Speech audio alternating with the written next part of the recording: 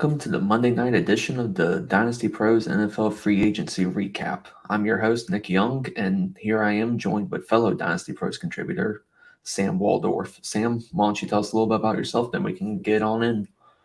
Awesome. Thanks, Nick. I'm stoked to be here. It's my first podcast. I live down in Austin, Texas. So if you catch me saying y'all, you're just going to have to get used to it. Other than that, been playing Dynasty for a super long time. So stoked to talk about everything. Heck yeah. So let's jump into it with some reports and rumors. And the biggest one of all, Aaron Rodgers to the Jets. What do you think about that? Yeah, I mean, first off, classic freaking Aaron Rodgers, just making everyone wait for him all day long. Still no decision made. I mean, fantasy wise, I think everyone's excited about him maybe going there. Obviously, people are obsessed with Garrett Wilson. We're ready for Elijah Moore to mean anything again. And I think we're all just over him on the Packers. But unlike Trey Wingo earlier, I guess we just got to wait until it actually happens. I definitely agree with that. I'm going to say this. If Rodgers goes to the Jets, he's back in high-end QB2 territory for me. With those weapons over there, I think he's finally going to have what he needs to be productive with more than just Devontae Adams. Yeah, So 100%. I'm hoping it 100%. happens. I was having a conversation with someone the other day, and the question was Aaron Rodgers or Derek Carr in a dynasty league. And I think if you're trying to win, I think I go Rodgers. Now, I understand Carr might have a couple more years, but do we think Derek Carr is going to be QB5 ever? I don't think I believe in that. I don't know about you, but Aaron Rodgers with those guys, maybe. I agree with that. Another one that not really surprising to me, but needs to be mentioned. Texans are shopping Laramie Tunsil possibly to the Chiefs. They need the offensive line help. So, what do you think about that in terms of Pat Mahomes and his production? I mean, anytime you're talking about anything with the Chiefs, it matters. First, just it does. With the addition of Jawan Taylor, I wonder if that rumor starts to dissipate a bit as he might go somewhere else. But with Mahomes on that 10-year contract, like they can do stuff with their cap that I don't think a lot of teams can. Because it's already very possible to finagle in any way possible. And with your QB on a 10-year, $500 million deal or whatever, I think you can move some stuff around more than people on 2-year deals. I agree. Now for some fallout from the trade for the 101 by the Panthers. They're open to moving on from Matt Corral. He dropped significantly in the drafts last season, and he injured himself, which didn't help him at all. So what do you think? Is he going to land anywhere? Does he have a chance to be a starter? Like, what are your thoughts? I think Matt Corral-wise, I'm going to stick with my thought from last year that I didn't think he was going to start for them last year. Now, I do think through his college tape, he has shown that maybe he's got a little something. So if he can go somewhere where there's maybe an older guy around instead of another young guy, who knows what could happen? I mean, he obviously had the arm in college and he had the swagger, which I guess matters. So, in the right spot for, I mean, they drafted him with the third, or was he a fifth rounder? I can't remember off the top of my head, but I think he was in the third. I think he was the third and Howell was the fifth. Those are Yep. the two I always get mixed up. But I mean, what are they probably asking for a 4-back, a 5-back? I don't think anyone's paying the 3, but they don't need him. He'll probably get a late day 3 pick for him. Yeah, I mean, better there than stuck behind the number 1 pick, who his dynasty value is just nothing. So I agree. So now we get into some offensive signings. The Raiders let Derek Carr go, who arguably was one of their better quarterbacks, and are bringing in Jimmy G. He's reunited with McDaniel, things are going to look good for them. 3 years, 67.5 million, 34 million guaranteed. Do you think they're still in the running for Will Levis at 7, or what do you think? I don't think you can rule it out. I mean, I think I like Jimmy G there. I think that's a good spot for him. I think if you held on to him all throughout last year, throughout this offseason, because you believed he was going to start somewhere, that's probably as good as it gets. Devontae Adams and Darren Waller, there's some guys there. Obviously, the McDaniels knows him narrative you can always point to. But is he the long-term solution? Probably not. So I think Levis or anyone there at 7 is in the running. I think the Raiders find themselves in a tough position of that division being an absolute gauntlet of mega people with Sean Payton now. The Chargers already made the playoffs, and then obviously the Chiefs. So do they want to sit on a rookie QB when maybe there's a stud at 7 or, that can help them now? I agree with that. I definitely think they brought Jimmy G to mentor a rookie, but he's going to let them sit for a while.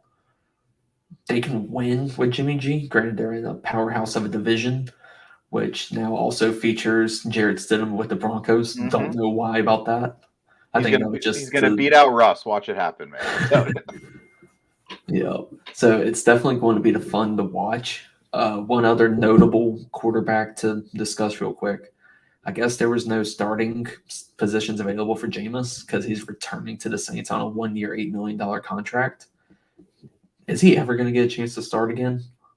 I honestly feel bad for Jameis. I thought he totally deserved the shot last year over Dalton. I get that Dalton might be the safer option, but what were they going to do with Dalton?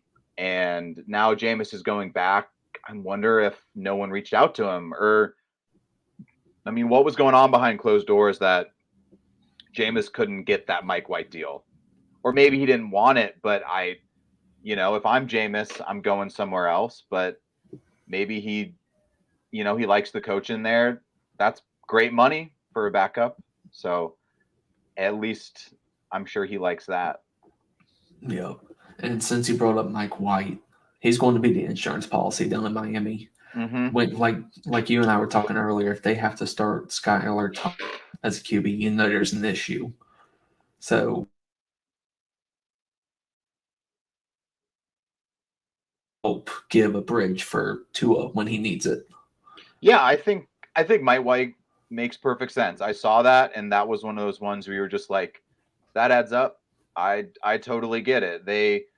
They've got great weapons. Skylar Thompson even showed a little with them. You watched him, and you're like, with that coach and Tyreek and Waddle, all you got to do is throw it to him 2 yards down the field, and it's 90 yards waiting to happen. So having anyone there that we all are crossing our fingers that Tua is better, and we are hoping that he won't continue to struggle with these concussion problems, and we're hoping they're random. But having a guy who, I think I was reading Mike White has thrown for 300 yards in about 30% of his starts. It's a pretty good number. I'll take that as a backup QB most days of the week.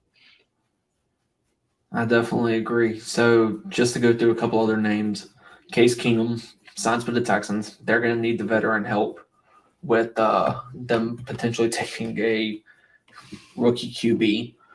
And Sam Darnold to the 49ers. Don't 100% get that.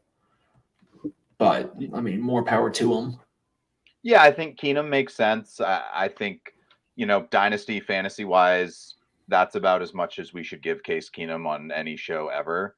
So congrats to Case Keenum for getting another contract. Darnold's interesting.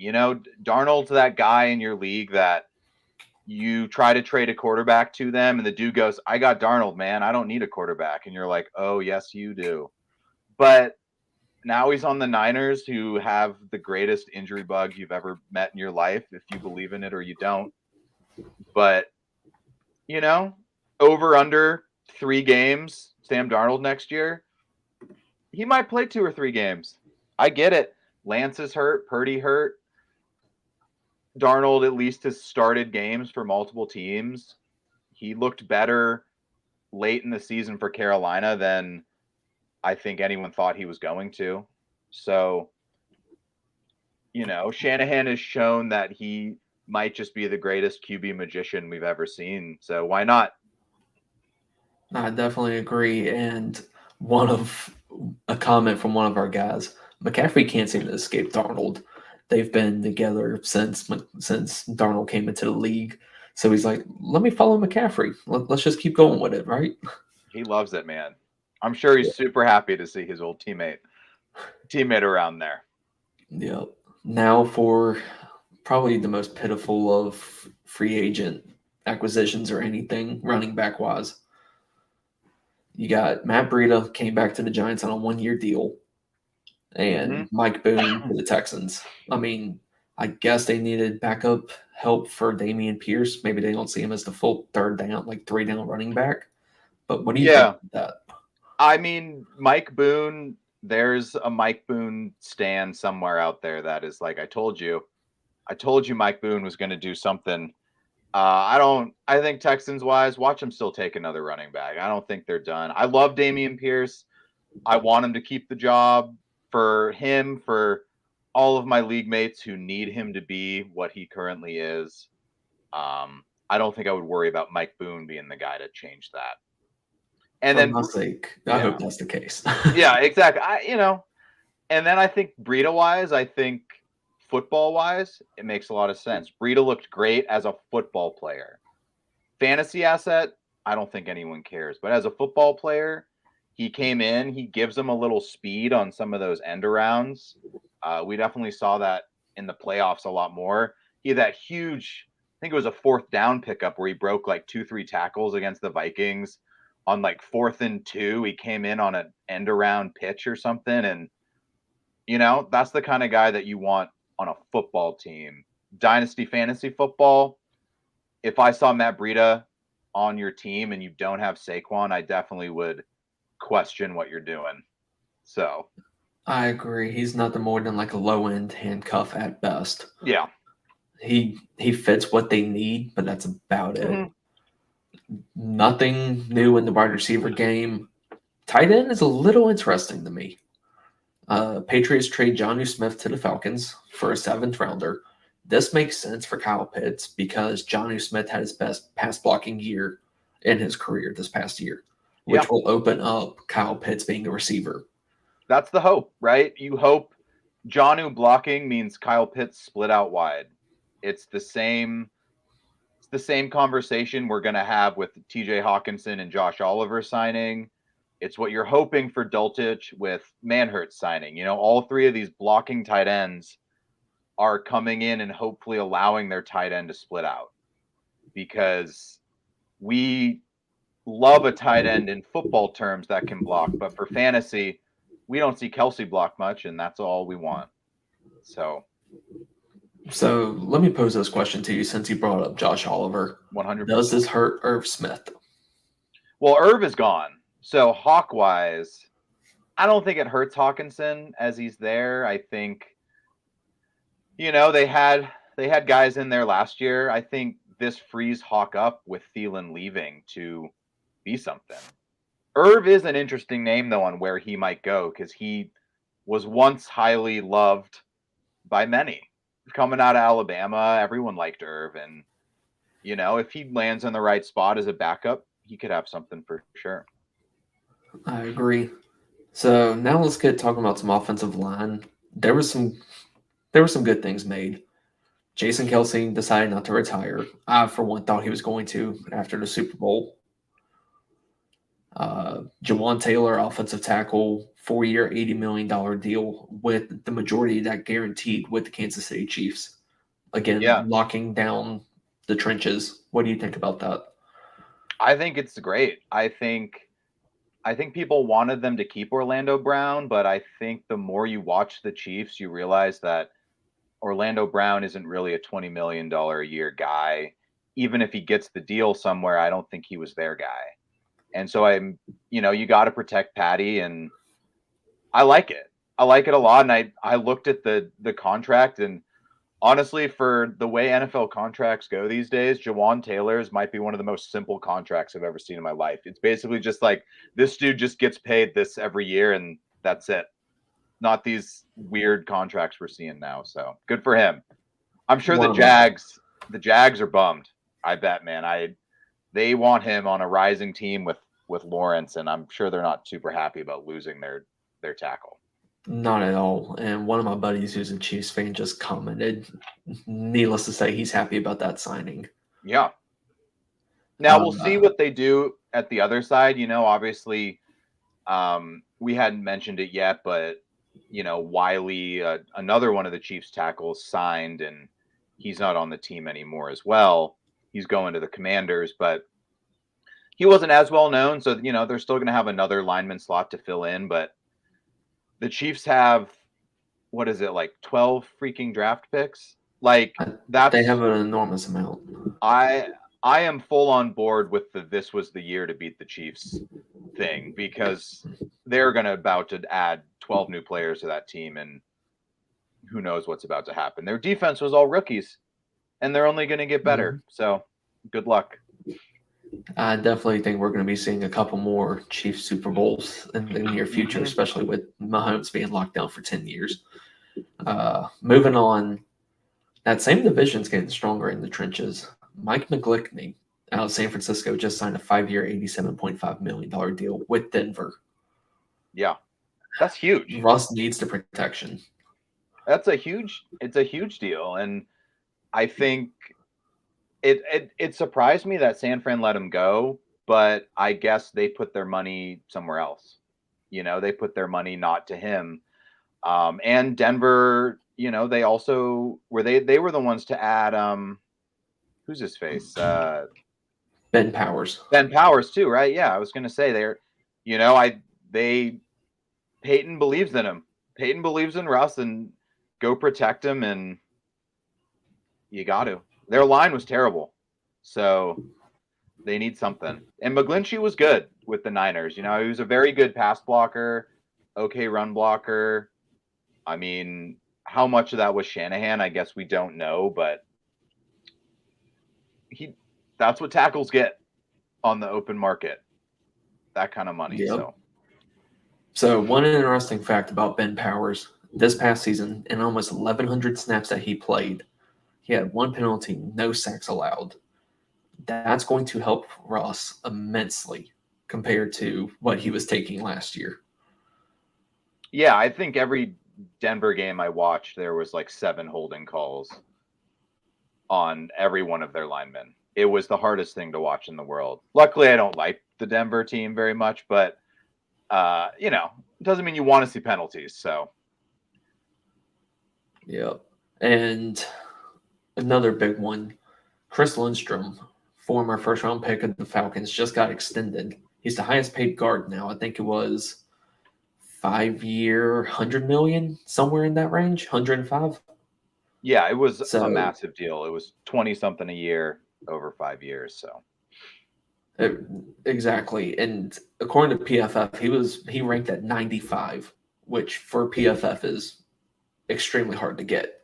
So I definitely think the Falcons got that core lineman that they needed to keep to allow them to continue on.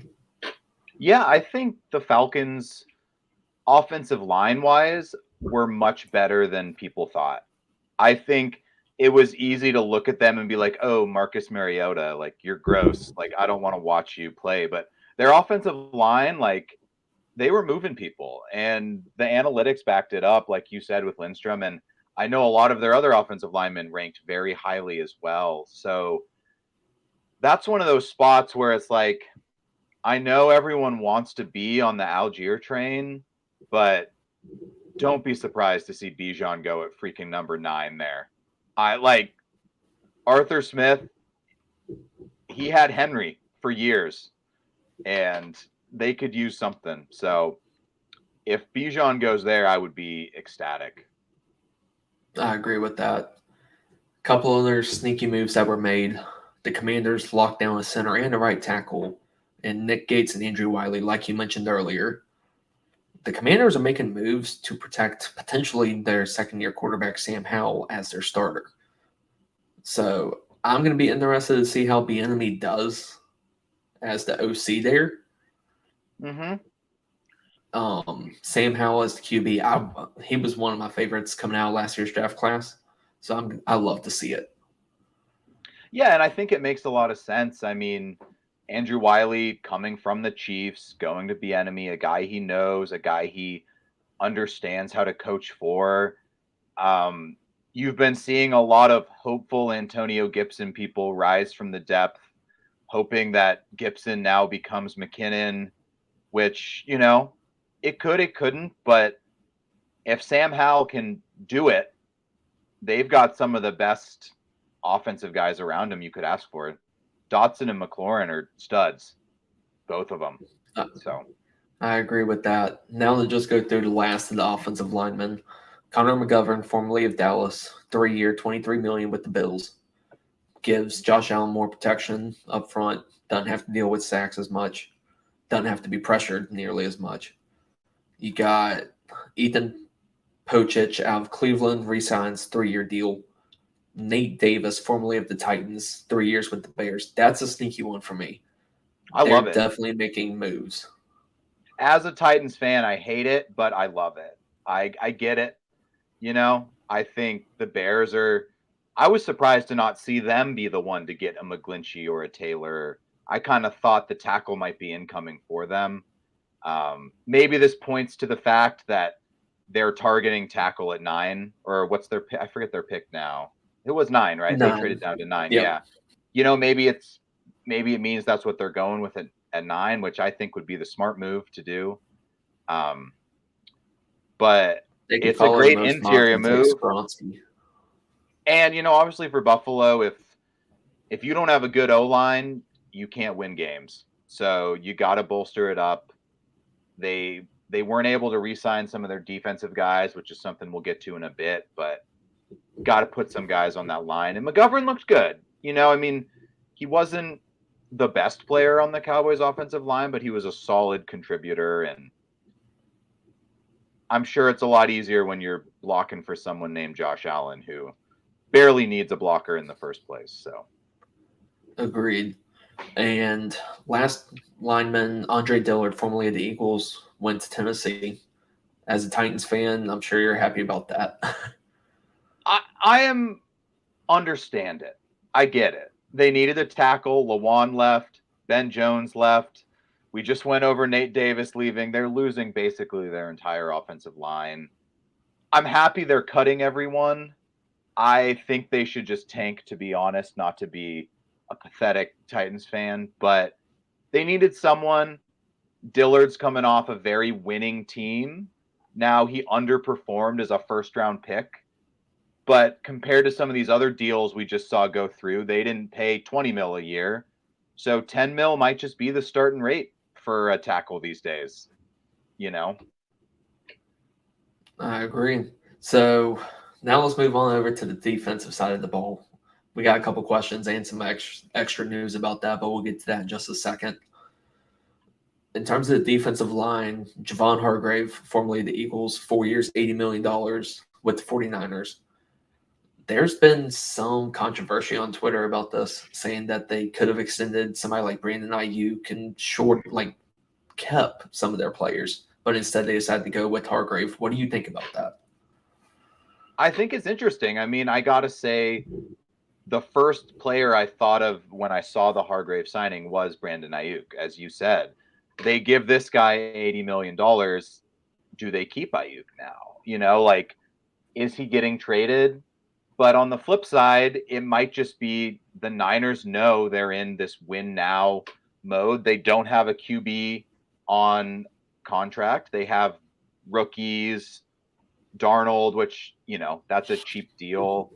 And why not go bolster up your defensive line from an already dominant line? I wouldn't want to play against them.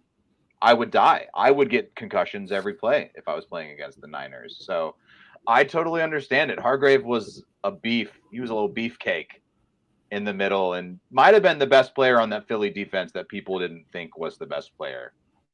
You know, I I agree with that. It's definitely going to be fun to watch.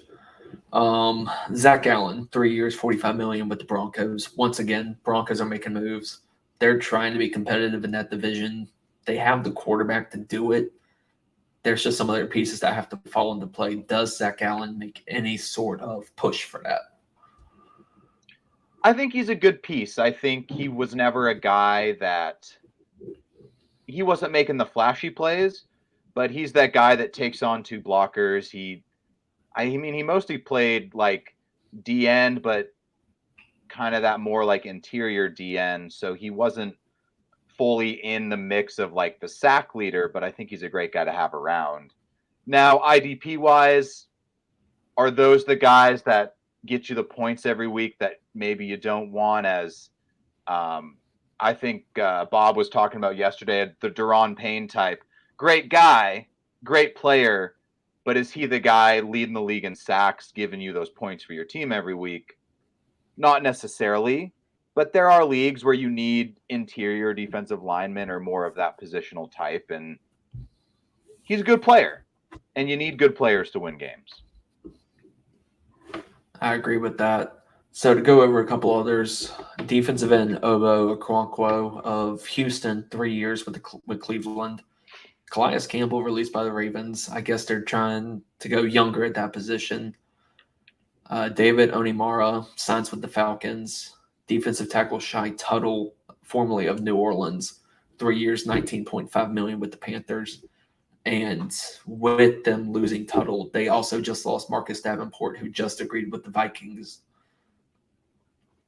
It's a lot of guys going. I don't know where to get.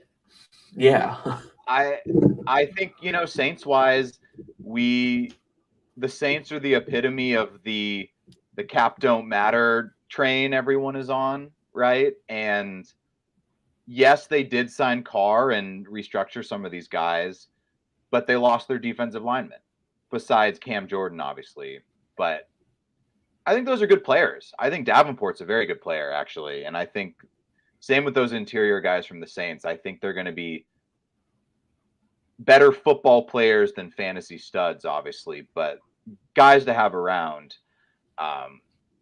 There was a reason a lot of those NFC South games, yes, the quarterbacks kind of sucked, but there's some good defenses down there. And that Saints defense has been very good for very many years now. And I think it's a lot to do with some of those defensive linemen. And then Calais wise, I'm with you. I think they're trying to get a little younger. I love Calais. I even saw a couple reports that he might just come back, honestly. He might go back to the Ravens, and it might have been a contract thing. But I wouldn't be surprised to see him go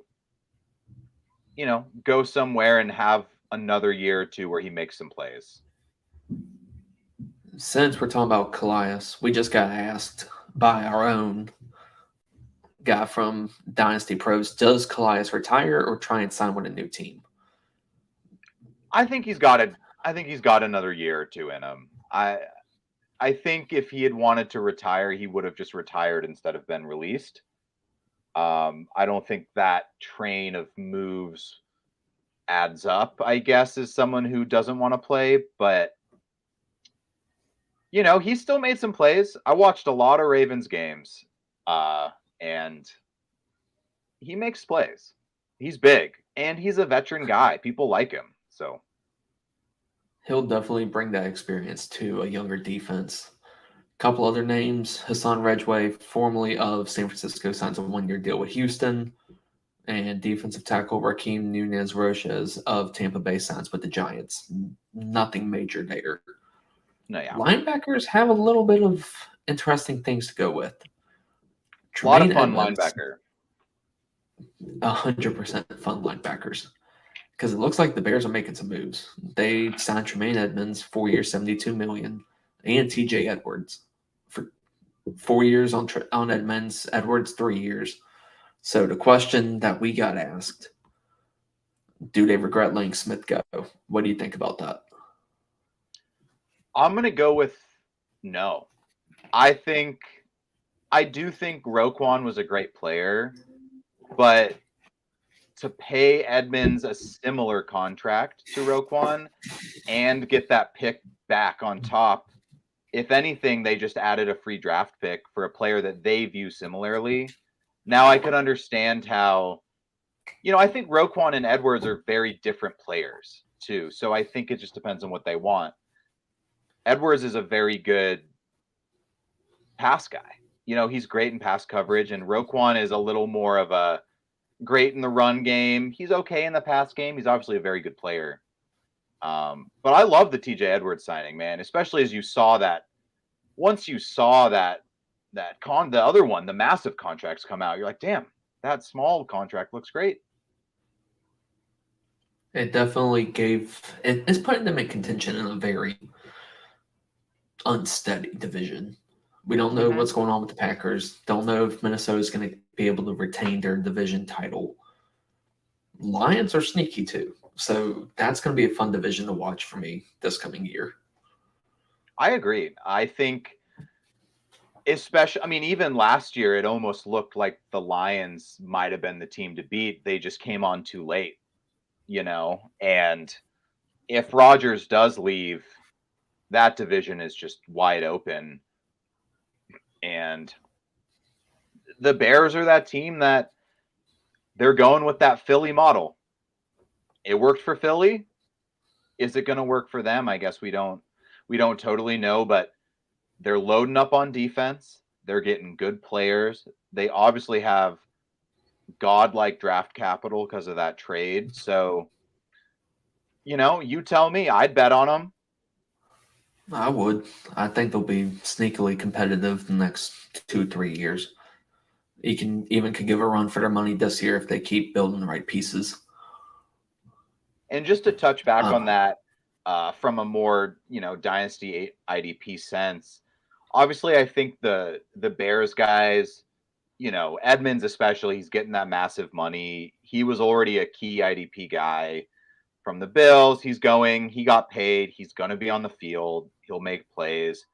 I think the sneaky thing, or sometimes it's easier to focus on this guy went to this team, so we'll follow him. But let's look back at the Eagles, and does Nakobe Dean now become the guy you want on that team? He just lost the two linebackers in front of him. He was a very, he fell in the draft last year, but people love him. And he started to make plays late in the year, and he might be the kind of guy that he's the guy on the Eagles that leads them in tackles, and he takes over for the guys that have left. So I definitely agree with that. Now for some more names, we got Bobby Okereke, formerly of Indy, 4-year, $40 million with the Giants. Matt Milano extended with the Bills. Core defensive piece right there. Jermaine Pratt, 3-year, $21 million, back with the Bengals. Cody Barton, formerly of Seattle, signs with the Commanders. The Lions are making a couple moves. They re-signed Alex Anzalone, who was one of their key linebackers last season. 3 years, $18 million. Like we were talking about a minute ago, Lions are sneaky. I would keep an eye on them this year. Yeah, I think that's a great move for them to bring him back. He looked good last year. That's an affordable deal to keep a guy you want to keep on your team. I definitely would say I really like, I think Milano coming back to the Bills. He was a playmaker for him.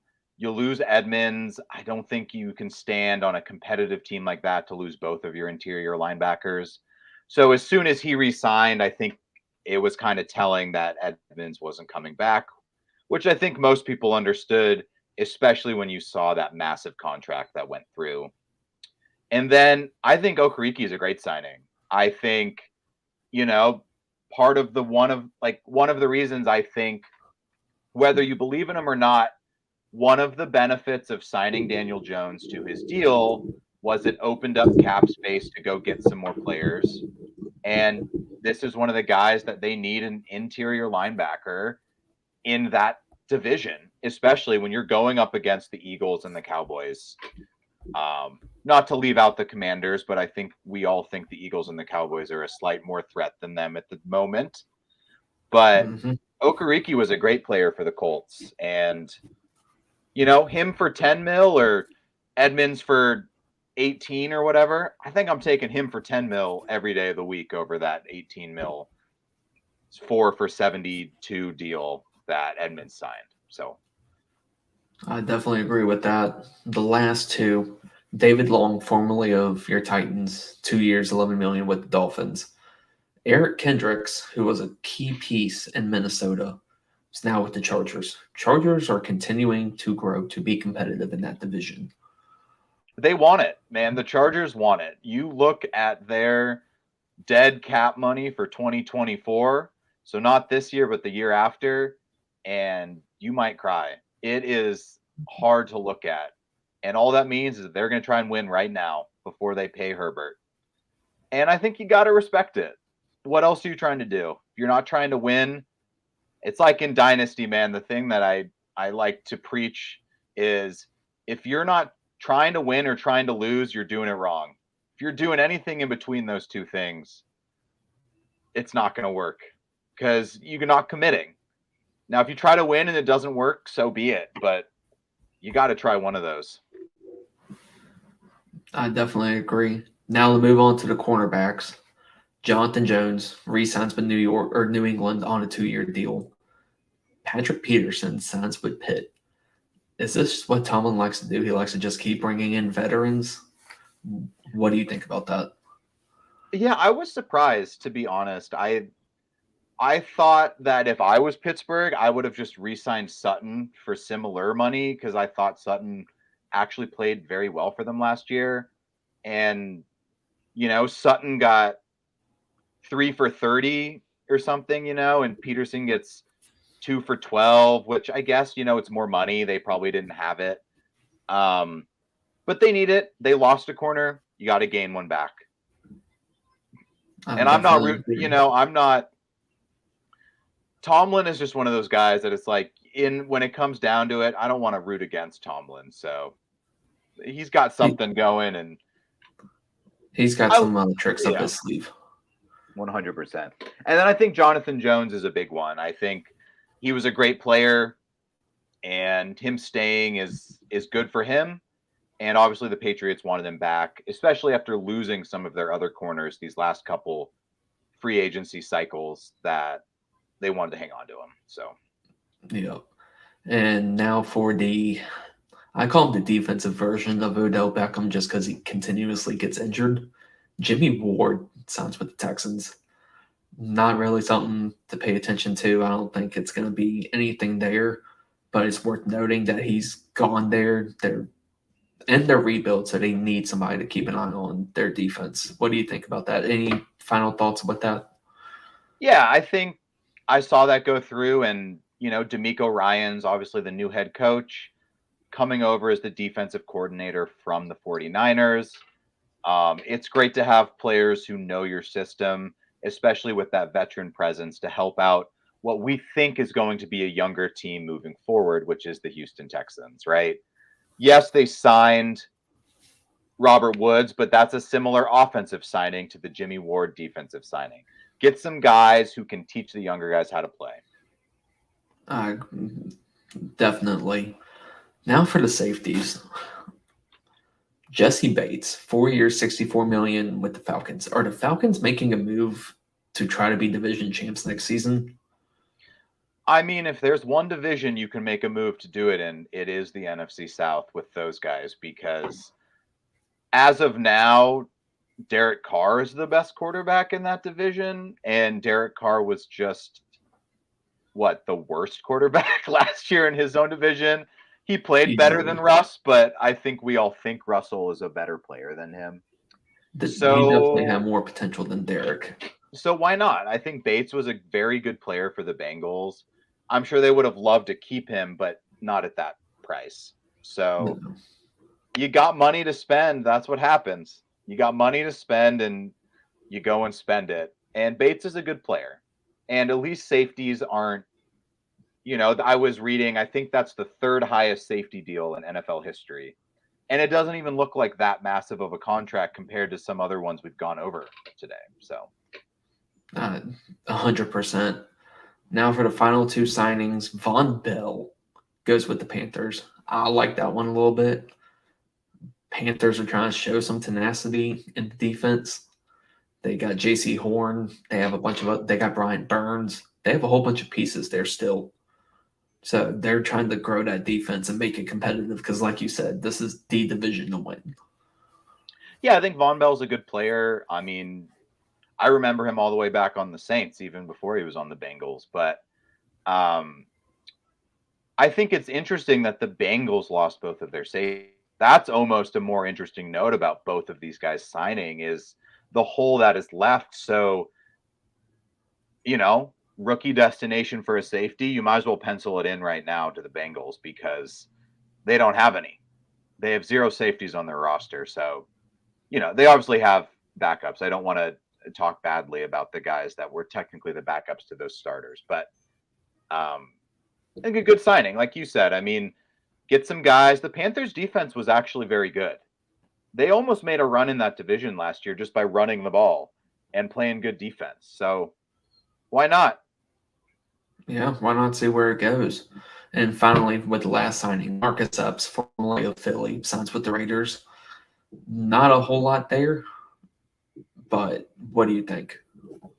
Yeah, I mean, I think it's that classic team goes to the Super Bowl, everyone wants the players on the Super Bowl teams situation, right? Marcus Epps made some plays throughout the year for Philly. We watched Philly play into February, into the Super Bowl. And we all saw this coming that Philly probably wasn't going to be able to re-sign a lot of these guys. I think they're holding out that Chauncey Gardner is the guy they maybe keep, as he hasn't signed somewhere yet. But he was playing on that really cheap rookie contract, and they're going to have to sign him. And then one note back on Von Bell, too. Obviously, it does open up Jeremy Chin, who was one of their better players, to not have to be the guy to, be the single high guy, and he can make some more plays. So always keep that in mind. It will definitely allow Chen to move up in the IDP rankings. I have him in just about every single IDP league I'm in. Granted, that's minimal, but still, having one guy across all your leagues is something to say. I will always remember Jeremy Chin as the guy I drafted in Madden in every single fantasy draft because he was a rookie, and everyone in Madden loves the rookies. So, got to go get him. 100%. Well, hey, Sam, thanks for joining. Glad we got to do this. To all our viewers, make sure to come back tomorrow night. We'll be covering all of the free agency action throughout the week. Same time, same place. Thanks for watching, you guys. Thanks for having me on. Excited and happy to be on again at some point. Thanks, Nick. You have a good night, man. You too, man.